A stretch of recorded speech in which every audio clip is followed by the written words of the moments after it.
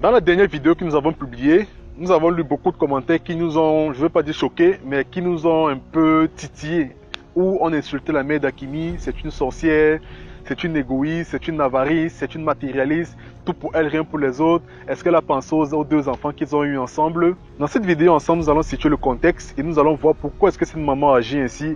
Et je suis sûr qu'à la fin de la vidéo, si vous la suivez jusqu'à la fin, vous irez faire pareil que cette maman, si vous étiez la maman d'un futur footballeur ou bien d'une future star de football. Alors, Hakimi se marie à l'âge de 19 ans. Avant son mariage, il y a une histoire qui a choqué le monde du football. C'était le divorce du footballeur Emmanuel Eboué. Après ce divorce, il a tout perdu. Ses deux maisons qu'il avait, tout son argent en banque et ses deux enfants. Il s'est retrouvé sans famille et presque sans abri. Avant de continuer, laissez-moi vous adresser mes salutations. Je suis Lionel Simon et je vous souhaite la bienvenue sur ma chaîne. Ici, nous parlons d'éducation, d'agriculture, de business, de mindset, bref, de tout ce qui peut vous faire sortir de votre zone de confort. Et à la fin de la vidéo, vous allez me dire si vous êtes d'accord ou pas avec la maman d'Hakimi. Suivons la vidéo juste après le générique.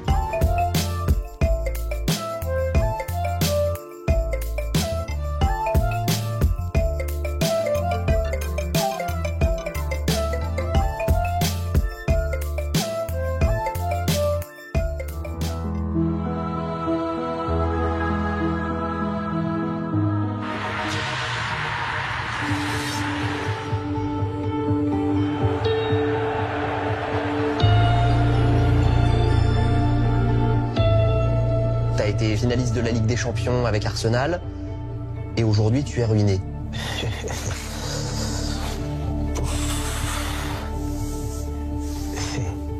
Je vous dis la vérité, je vous parle, mais j'ai le cœur qui saigne parce que je ne mérite pas ça. Avec tout ce que j'ai gagné, avec les trophées que j'ai remportés avec Arsenal et Galatasaray. Et aujourd'hui, me voir ainsi, c'est difficile. C'est difficile. Je n'ai pas souhaité ça, mais bon, c'est arrivé. C'est quand que tu t'es rendu compte que tu n'avais plus d'argent?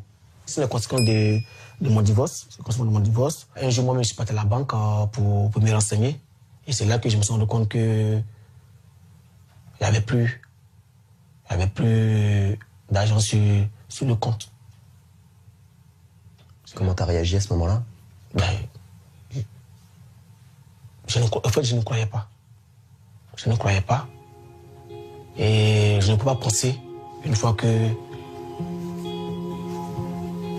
la personne avec qui tu vis, tu as fait des enfants avec... on voit ça dans les films.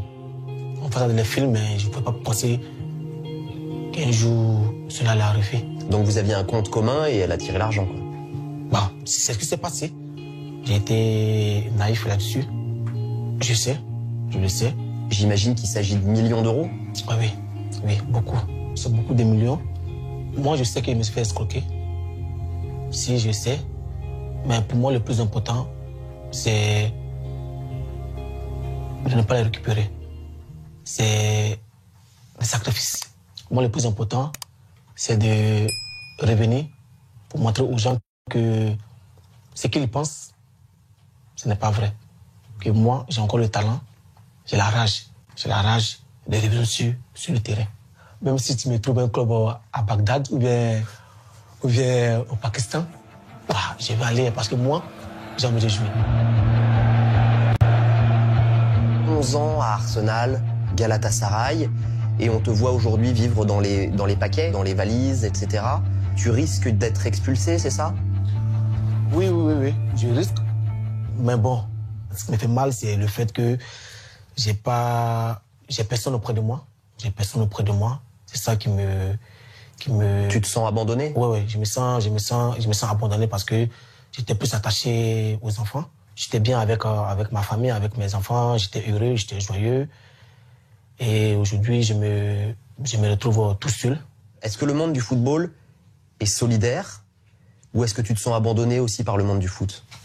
Oui, je me sens... Le football, il est ingrat. Le football, il est ingrat pour... Le football, ce n'est plus le talent. Hein. Ce n'est plus le talent. Le football, maintenant, c'est l'argent, le business. On fait mal. Même, je te jure, hein. Tu vois, chez moi, j'ai pas de télévision. Hein. j'ai décidé de ne pas mettre la télévision chez moi parce que j'ai mal. Quand je regarde, je vois mes amis jouer. Je suis content pour eux. Mais au fond de moi, je pleure.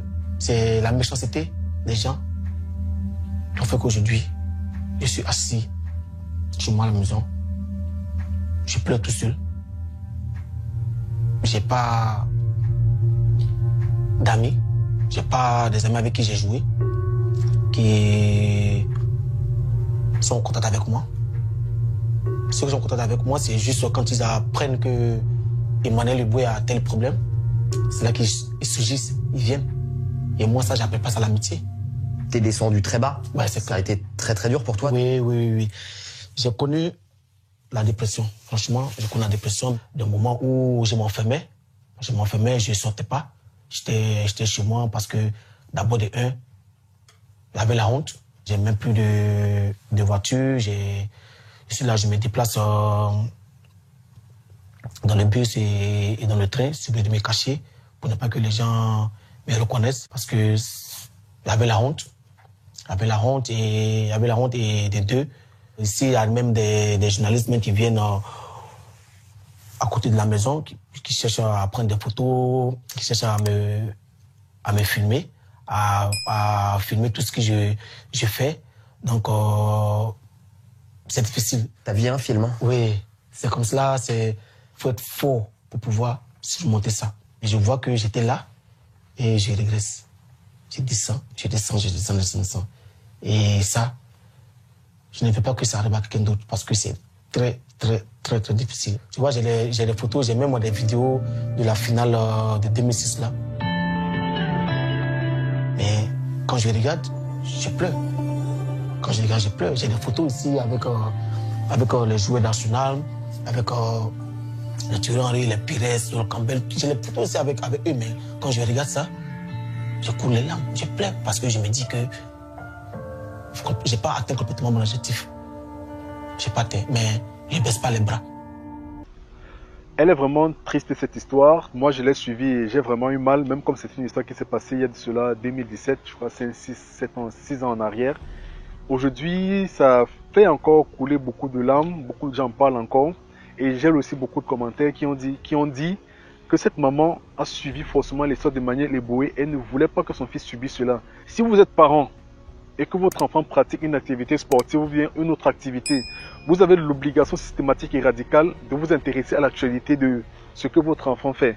Donc la maman d'Hakimi, étant la maman d'une future star de football, puisque tout était tracé pour que ce dernier réussisse dans le monde du football, sûrement est tombée sur cette vidéo, elle est tombée sur cette histoire qui l'a particulièrement touché. Je suppose que si vous étiez maman aussi et que votre enfant était dans une situation pareille, vous allez donner les mêmes conseils que cette maman donnait à son fils.